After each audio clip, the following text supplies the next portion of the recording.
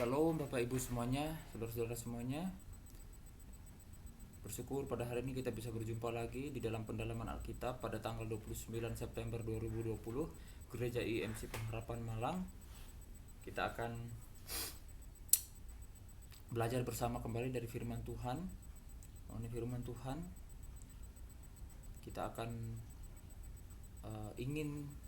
kita ingin bertumbuh di dalam firman Tuhan. Kita ingin memperkaya iman kita di dalam pendalaman Alkitab kita ini ya. Langsung saja ya.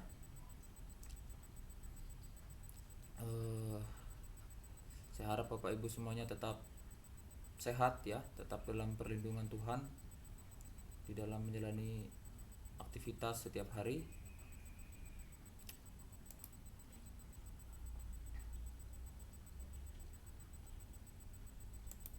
Tema kita pada hari ini adalah menjadi murid yang setia.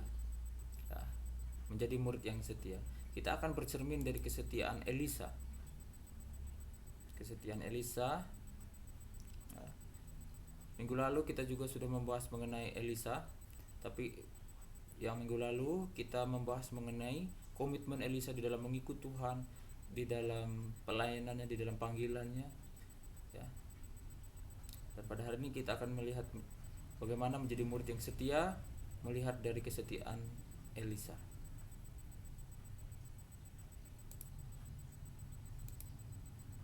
Sebelumnya kita akan membaca firman Tuhan yang akan kita bahas terlebih dahulu, yaitu di dalam 2 Raja-Raja pasal 2 ayat 1 sampai dengan yang ke-9.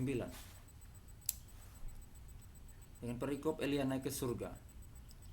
Menjelang saatnya Tuhan hendak menaikkan Elia ke surga dalam angin badai, Elia dan Elisa sedang berjalan dari Gilgal. Berkatalah Elia kepada Elisa, "Baiklah, tinggal di sini, sebab Tuhan menyuruh aku ke Betel."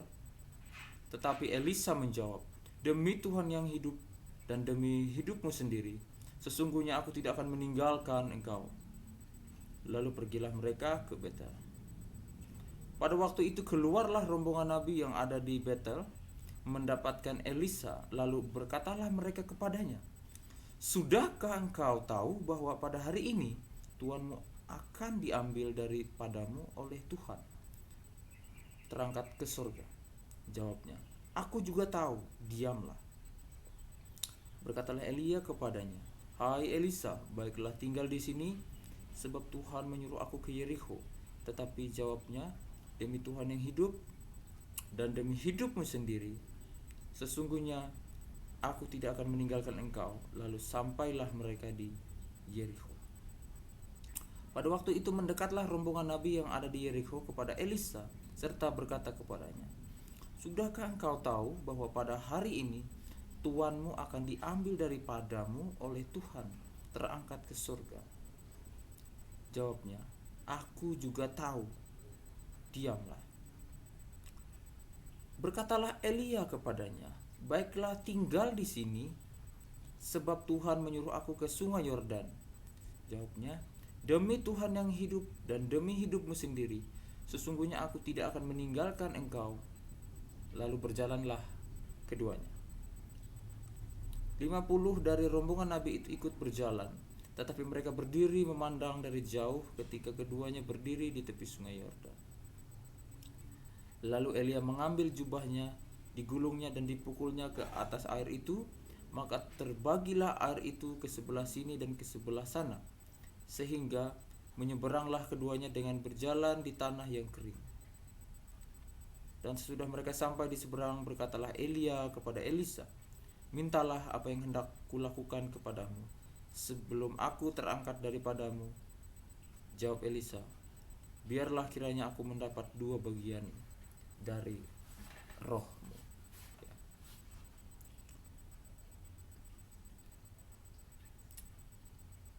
Ini adalah mengenai yang kita baca ini, mengenai peristiwa Elia naik ke surga dan sebelum dia naik ke surga ya, bagian teks ini.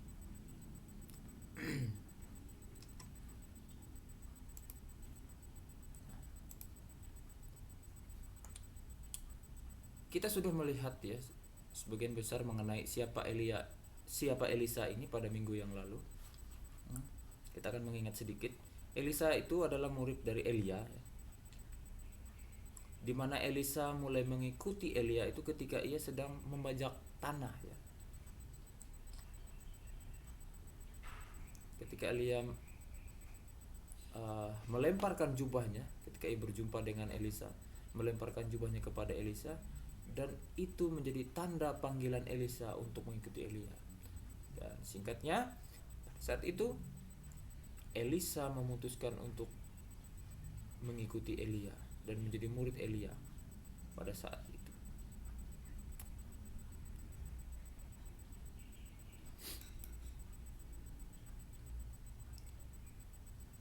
Nah, Nabi Elia ini berperan sangat penting dalam pertumbuhan Elisa, sangat jelas, ya, karena memang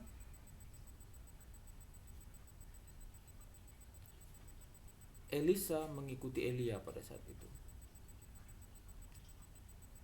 Ya.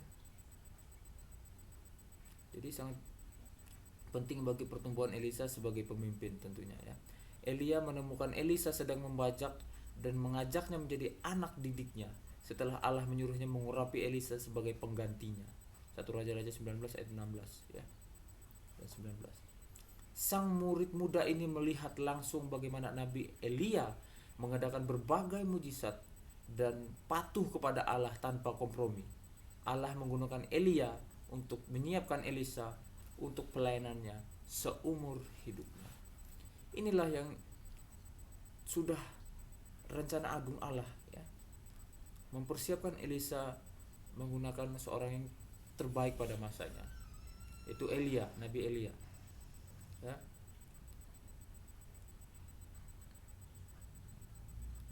Dan bukan hanya itu, Tuhan mempersiapkan pengganti Elia ini menggunakan Elia itu sendiri untuk hidup dengan dia, untuk mendidik dia, ya. Dan Elisa menjadi saksi bagaimana kehidupan Elia, ya. Bagaimana kehidupannya mengadakan mujizat pelayanannya, ya. Bagaimana dia tanpa kompromi terhadap pelanggaran-pelanggaran, ya. Elisa lah yang menyaksikan secara langsung.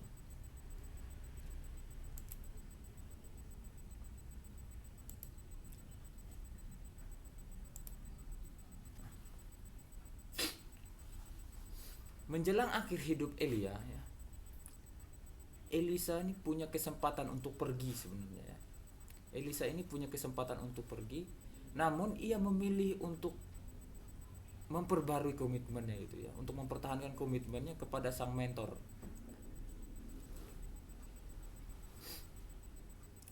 Tiga kali peristiwa, 3 kali momen, ya, bagaimana Elia menawarkan Elisa untuk melepaskan tanggung jawabnya. Bagaimana untuk melepaskan, bagaimana tidak usah dia untuk mengikuti Elia lagi. 3 kali.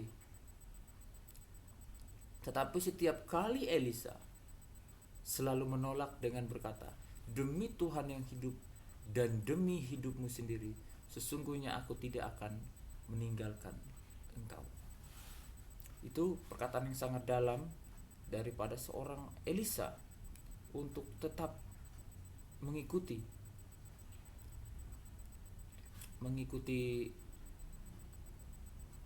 Elia, ya. Walaupun dia juga tahu bahwa Elia sebentar lagi akan naik ke surga.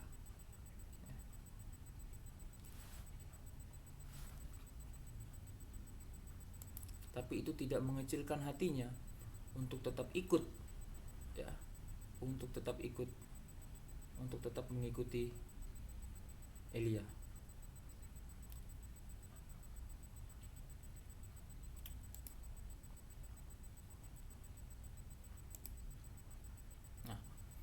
kita akan melihat ya 3 peristiwa, bagaimana 3 momen saat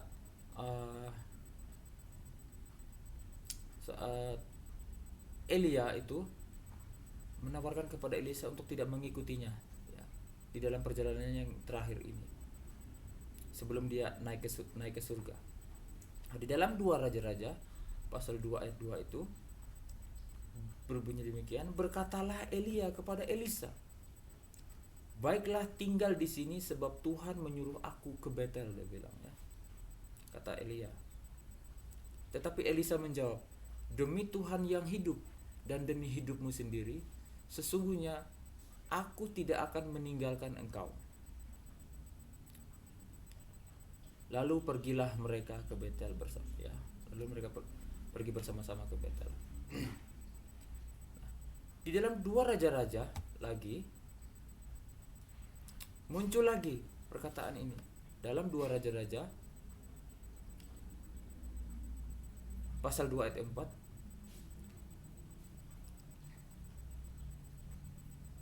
berkatalah Elia kepadanya,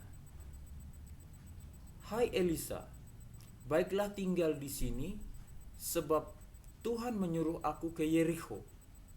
Tetapi jawab Elisa ini ya, demi Tuhan yang hidup dan demi hidupmu sendiri, sesungguhnya aku tidak akan meninggalkan engkau. Ya, lalu sampailah mereka di Yerikho. Mereka pergi bersama-sama kembali, tetap pergi bersama-sama. Ya. Puncaknya adalah yang ketiga kalinya. Bagaimana ketika di dalam 2 Raja-Raja pasal 2 ayat yang ke-6, berkatalah Elia kepadanya, baiklah tinggal di sini sebab Tuhan menyuruh aku ke sungai Yordan. Jawabnya, demi Tuhan yang hidup dan demi hidupku sendiri, sesungguhnya aku tidak akan meninggalkan engkau. Lalu berjalanlah keduanya ya. Ini yang saya katakan tadi, bahwa ini adalah 3 momen di bagaimana untuk tidak mengikuti dia lagi ya. Ini adalah perjalanan pelayanan Elia yang terakhir sebelum dia naik ke surga sebenarnya ya. Dia menawarkan agar Elisa ini tidak mengikutinya pada perjalanan ini. Tapi Elisa, sang murid yang setia ini, sang pengikut yang setia ini, bagaimana dia tetap ikut demi Tuhan yang hidup dan demi hidupmu sendiri. Dia bilang, aku tidak akan meninggalkan engkau. Itu jawaban yang selalu diungkapkan oleh Elisa kepada Elia. Maka tetap berlanjutlah perjalanan mereka berdua sampai perjalanan terakhirnya ya.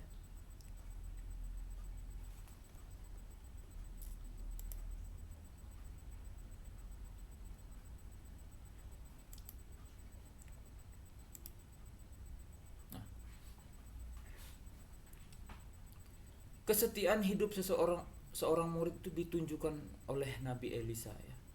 Kesetiaan hidup seorang murid itu ditunjukkan oleh Nabi Elisa. Bagaimana ia berhasil mencapai akhir kebersamaannya dengan Elia. Mereka berjumpa pertama kali dengan lemparan jubah ya. Sudah saya ceritakan minggu lalu bahwa ketika mereka berjumpa pertama kali, Elisa ini sedang membajak sawah ya, menggunakan 12 pasang lembu.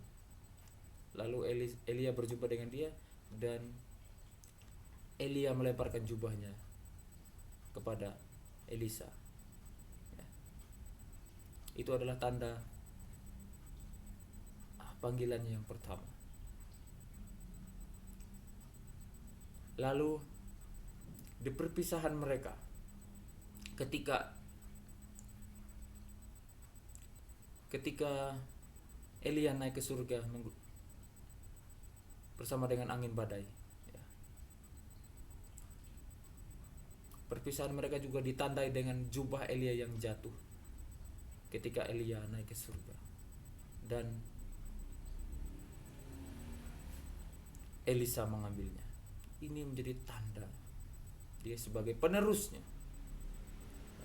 Ini sudah tanda pertama kali waktu mereka pertama kali bertemu. Elia melemparkan jubahnya kepada Elisa. Begitu juga ketika dalam perpisahan mereka. Jubah Elia terjatuh, dikatakan jatuh, dan Elisa mengambilnya. Inilah momen di mana perjumpaan dan perpisahan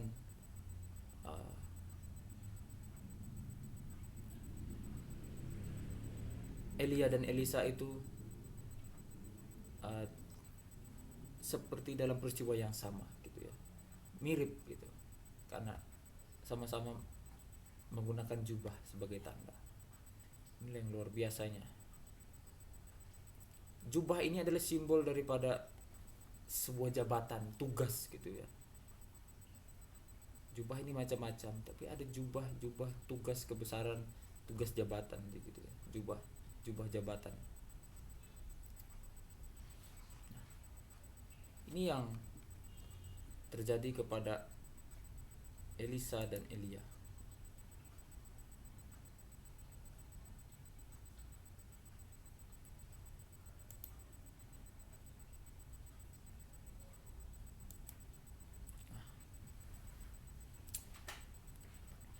Jadi apa yang bisa kita pelajari, Bapak Ibu, rekan-rekan semuanya? Setia itu bukanlah perkara yang mudah, itu sangat jelas sekali. Setia ini bukan perkara yang mudah. Terlihat mudah. Ya. Banyak orang yang setia ini kencang di awal, kendor di pertengahan hingga akhir.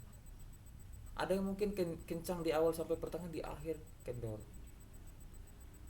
Banyak orang gagal dalam setia.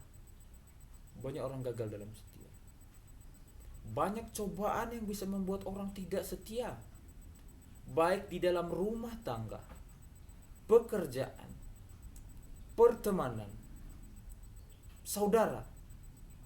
Ya. Banyak. Pada akhirnya rumah tangga rusak karena masalah kesetiaan. Masalah pekerjaan rusak karena masalah kesetiaan ini sudah mulai rusak.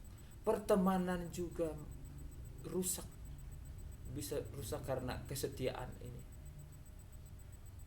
Dalam saudara juga banyak yang mengkhianati saudaranya untuk memenuhi keinginannya sendiri.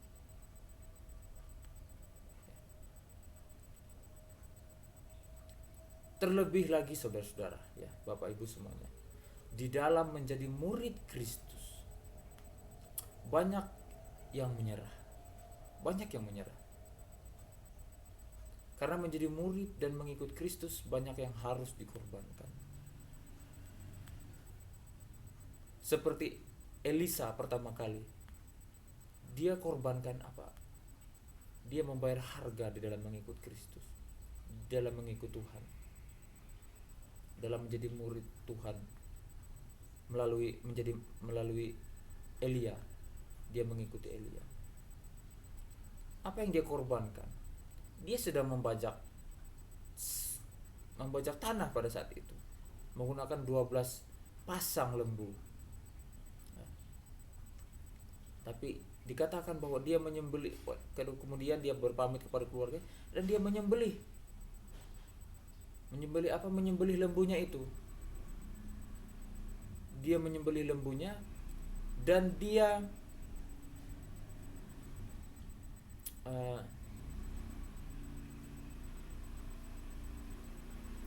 membakar bajaknya untuk menjadi kayu bakar untuk memasak lembu itu.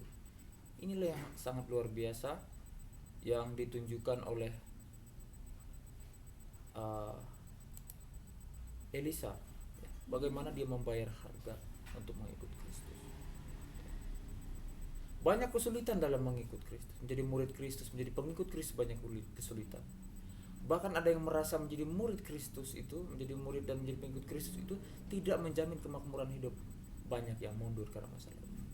Karena itu saudara-saudara, kita belajar dari Elisa bagaimana setia di dalam mengikut Tuhan, setia dalam melayani Tuhan, setia menjadi murid Tuhan, ya, melalui Elia, ya, dia yang sudah dia tunjukkan. Baiklah, sampai akhir hidup kita, ya, kita tetap setia kepada Tuhan, kita tetap mengikut Tuhan di dalam jalan kebenaran, karena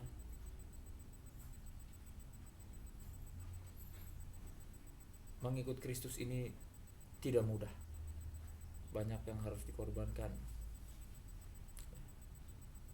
banyak yang harus dikekang dari hidup kita. Kedagingan kita harus dikekang. Banyak yang gagal dalam mengikut Tuhan itu dalam bagian ini, mengekang keinginan daging kita. Keinginan daging lebih kuat.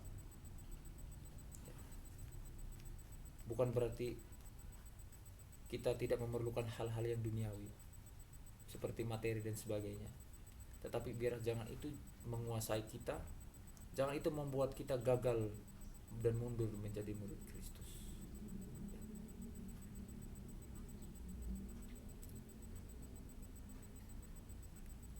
Tuhan Yesus memberkati. Ya. Baik, sebelum kita mengakhirinya, kita berdoa. Tuhan, kami sangat bersyukur kami bisa belajar dari firman Tuhan. Kami belajar dari kesetiaan Elisa, Tuhan, bagaimana dia menjadi murid Tuhan melalui Elia. Kiranya Tuhan, kami juga bisa menjadi murid dan pengikut Kristus yang setia sampai akhir hidup kami. Terima kasih Bapa di surga. Dalam nama Yesus Kristus kami berdoa. Amin. Ya, jika ada pertanyaan dan sebagainya, sharing ya, bisa di nomor handphone saya yang ini ya. Oke. Sampai jumpa semuanya. Tuhan Yesus memberkati.